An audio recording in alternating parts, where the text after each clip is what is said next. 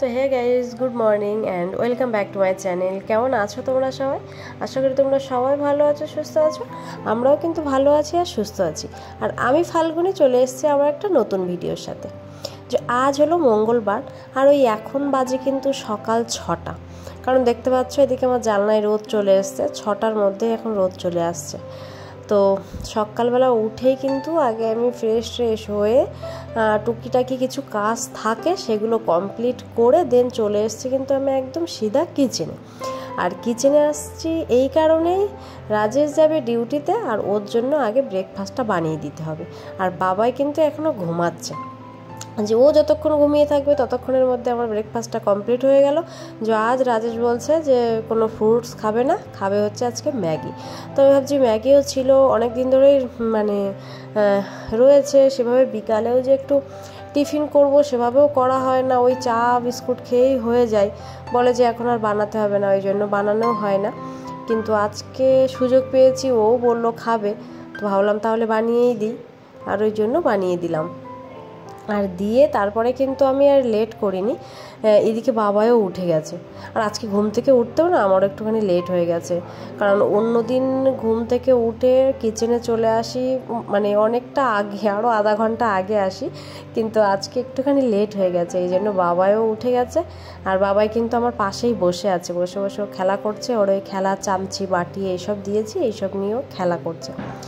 আর কিছুক্ষণ পর ওর আবার মনে হলো আমার কোলে উঠবে, যে সেই জন্য ওকে একটু কোলে নিয়েই রান্না করলাম। আর কি করব, একার সংসার হলে যেটা হয়, কারণ এখানে আমার দেখার মতো কেউই নেই।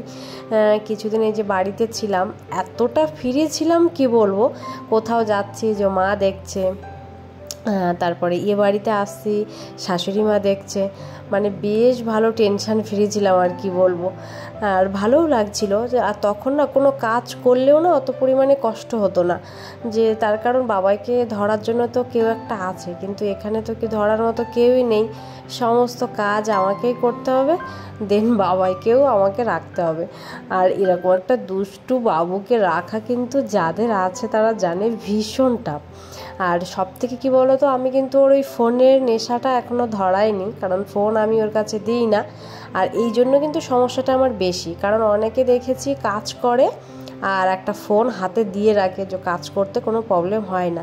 কিন্তু আমার কি মনে হয় জানো তো, ফোন যখন দেখার তখন দেখবে, এখন ছোট মানুষ, চোখে প্রেশারটা বেশি পড়বে, এই জন্য হয়তো আমার এখন একটু কষ্ট হচ্ছে, কিন্তু ঠিক আছে, কোনো ব্যাপার না, কষ্ট হলেও কোনো সমস্যা নেই।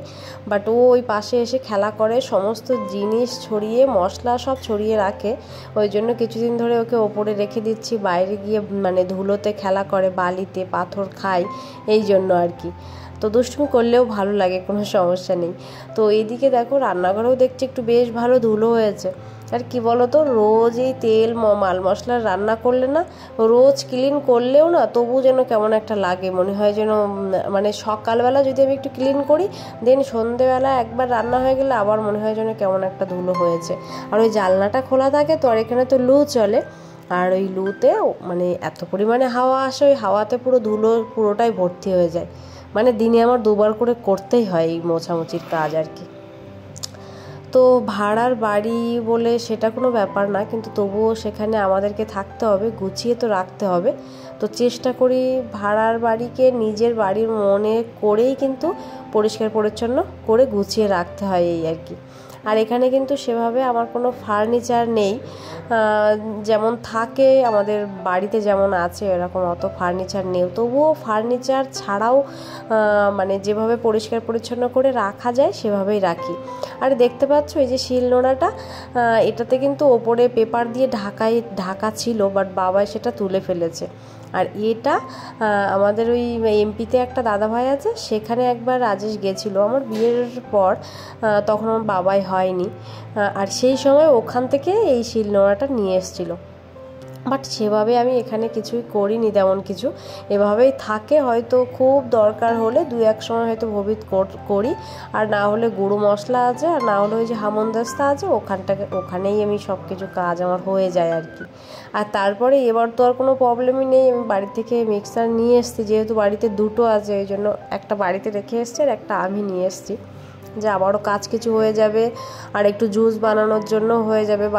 বাবাইকেও জুস দিতে হয়, এটা ওটা বানিয়ে আমরাও খাই, যে এই জন্য নিয়ে চলে এসছে, আর কোনো সমস্যাই নেই। আর এদিকে কিচেনটা কিন্তু একটুখানি ঝাড়ু লাগিয়ে না মনটাও যেন বেশ ফ্রেশ হয়ে গেল। কারণ দেখো হয়তো মানে কিচেনে ধুলো থাকলে আমার যেটা মনে হয়, সবার এটা হয় কি না, কার কার হয় অবশ্য কমেন্ট করো। আমার কিন্তু এটা মনে হয় যে এই যে ধুলো আছে, আমি গিয়ে ঘরে গিয়ে ঘুমিয়ে গেলাম, শুয়ে পড়বো, তবু না সারাদিন মনের ভিতরে কি একটা হতে থাকে, মানে মনটা যেন ভালোই লাগে না কোনো কিছুতে।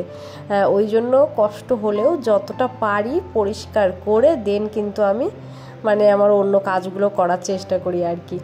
আর কিচেনটা সাফ থাকলে তো মনটাও বেশ ভালো লাগে। কিচেন আর এক হচ্ছে রুমে, আমার যদি রুমটা পুরো ক্লিন থাকে, বেডটা পরিষ্কার থাকে, তাহলে আর কিছুই লাগে না, মানে গিয়েই আমি তাড়াতাড়ি গিয়ে ওখানে শুয়ে পড়লাম, মানে এরকম একটা মনে ভালো লাগে আর কি। তো সেটাই তোমাদের সাথে শেয়ার করলাম।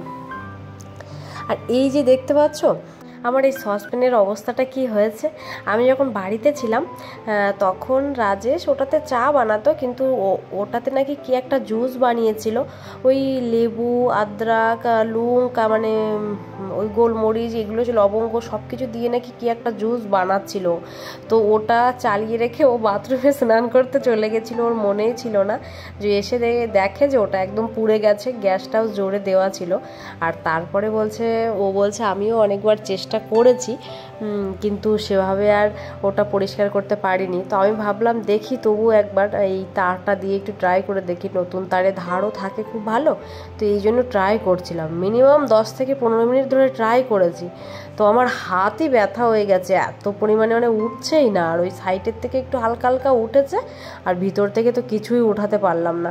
তো ভাবলাম আর না উঠলে কি করব, অনেক চেষ্টা করার পরেও পারলাম না, যে ওই জন্য রেখে দিলাম। আর দেখতেও না কেমন একটা লাগে, ওই যে হালকা কালো কালো মতো হয়ে গেছে, চা বানালেও যেন কেমন একটা লাগে, বেশ ভালোই লাগে না। তো এই জন্যই চেষ্টা করছিলাম, বাট হলো না। আর তারপরে কিচেনের সাইডটা পুরো সুন্দর করে ক্লিন করে নিলাম। আর এখানে না কি বলবো, দেখো এই যে সাদা সাদা মতো হয়ে যায় না, এখানে জল তো একটুও ভালো না, জলে ভীষণ পরিমাণে ক্ষার।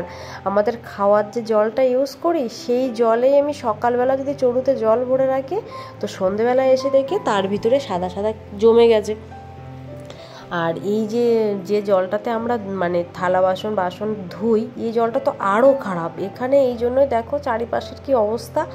আর এই যে বেসিনের ওখানে যে ওই যে হালকা হলুদ হলুদ মতো দাগ না, ওগুলো কিন্তু কোনো কিছু না, ওগুলো হচ্ছে আঠা, মানে যখন হয়তো এনারা লাগিয়েছিল ওটাতে ওই আঠা দিয়ে লাগিয়েছিল বলে ওইরকম দাগ হয়ে গেছে। আর এদিকে আমার রান্নাঘরের কাজ সমস্ত কমপ্লিট করে আমি কিন্তু এখন চলে গেছি, জলের ক্যান দিয়ে এসেছিলাম।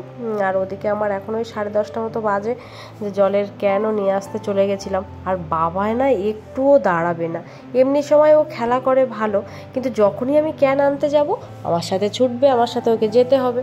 তো নিয়ে গেলাম, কি আর করা যাবে, ওকে নিয়েই চলে গেলাম জলের ক্যান আনতে। আর দেখো রোদে তো এখন পা দেওয়াই যাচ্ছে না, তো ওই জন্য ওকে কোলে করে নিয়েই চলে এলাম, যেহেতু জুতো পরানো নেই, এই জন্য নিয়ে চলে এসছে। এই জায়গাটাই কিন্তু ওর খেলার জায়গা। আর তারপরে কিচেন, ওদিকে জল আনা হয়ে গেল, আর আমার কুলারেও জল ভরা হয়ে গেছে। সমস্ত কাজ করে আমি এখন চলে এসেছি আমার রুমে। আর রুমে এসে আর না মানে এবার একটু কষ্ট হয়ে গেছে, আর ভালোই লাগছে না। তো ভাবলাম একেবারে বেডটা ক্লিন করে নিই, কারণ বাবাই সারাদিন খেলা করে তো রোজ না। এমনিতেই আমার বাবাই হওয়ার আগেও একটা অভ্যাস ছিল, ওই কি বলবো, ডেইলি রাতে শোয়ার আগে আমি একটা করে বিছানা চেঞ্জ করে নিয়েই, মানে বেড কভার চেঞ্জ করে শুয়ে পড়তাম।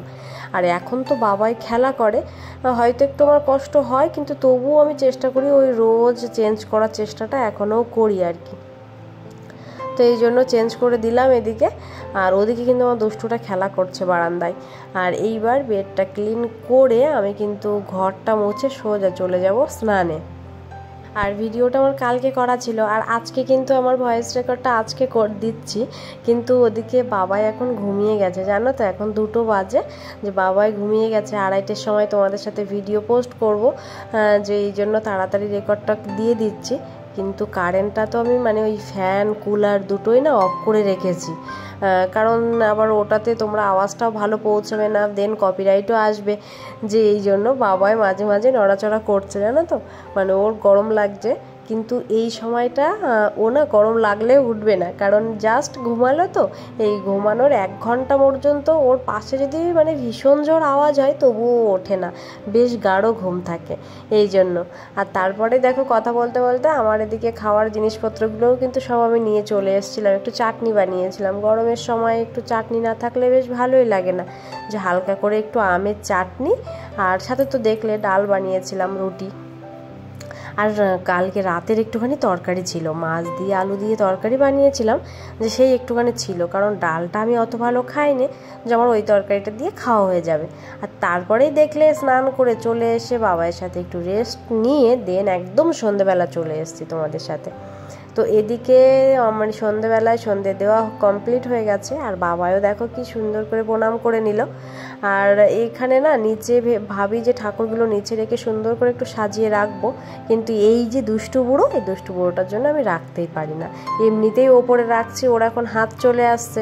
আর এদিকে দেখো কারেন্ট অফ হয়ে গেছে, আর ইনভার্টারটা আগের দিন খারাপ হয়ে গেছিলো, বাট আবার কালকে ঠিক করেছে, এই জন্য এখন ঠিক আছে। আর এদিকে রাতে কিন্তু আমার রুটি বানালেই কমপ্লিট হয়ে যাবে, আর বাবার জন্য একটু খাবার বানাবো। আর এই দুষ্টুটা সারা দিন ফ্রিজ যে কতবার খোলে তার কোনো ঠিকই নেই। তো এদিকে ফ্রিজে আধা চকলেট খেয়ে ও কখনো আবার আধা রেখে দিয়েছে, আমি তো জানি না, ও দেখি এই জন্য বারবার এসে ফ্রিজ খুলছে। আর রান্নাঘরে ঢুকে মানে রুটি বানাতে বানাতে এত পরিমাণে গরম পড়ছে, এখনই চলছে 45, এই জন্য মানে কি বলবো, এত বড় কষ্ট হচ্ছে, মনে হয় শ্বাস নিতে কষ্ট হচ্ছে। এই বসে আছে ও, আর এদিকে আমার রান্নাঘরটা ক্লিন করা হয়ে গেছে। কিন্তু হ্যাঁ, বাবাইয়ের একটু বিকালবেলার দিকে একটু হালকা নাস্তা করিয়ে দিয়েছিলাম, এই জন্য ভাবছি তাহলে এখন ওর জন্য একটু খাবার বানাবো, বাট একটু লেট বানাবো বলে ওয়েট করছি। তো ভাবছি আমার এবার ওর খাবারটা আমি বসিয়ে দেবো, ততক্ষণে হয়ে যাবে। ওর জন্য ভাবছি একটুখানি খিচুড়ি বানিয়ে দেবো, কারণ তো গরমে তো সকালেও রুটি খেয়েছে এই জন্য। তো এদিকে দেখো ওর জন্য আমি একটু নিয়ে নিলাম বাসমতি চাল, সাথে দিয়ে দিলাম ডাল, আর একটু সাথে দিয়ে দেবো লবণ হলুদ, যেটা দেয় আর কি, লবণ হলুদ, আর একটা কাঁচা লঙ্কা দিয়ে দেবো, কারণ একেবারে ঝাল না হলে না ও না খেতেই চায় না, মানে ছোটোবেলা থেকেও ঝাল খাওয়াতে খাওয়াতে একটা হ্যাবিট হয়ে গেছে। বাবাই আমি যখন প্রেগনেন্ট ছিলাম তখনও আমি এই ঝালটাই পছন্দ করতাম। তো একদিন তোমাদের সাথে আমার প্রেগনেন্সির গল্পটা শেয়ার করব।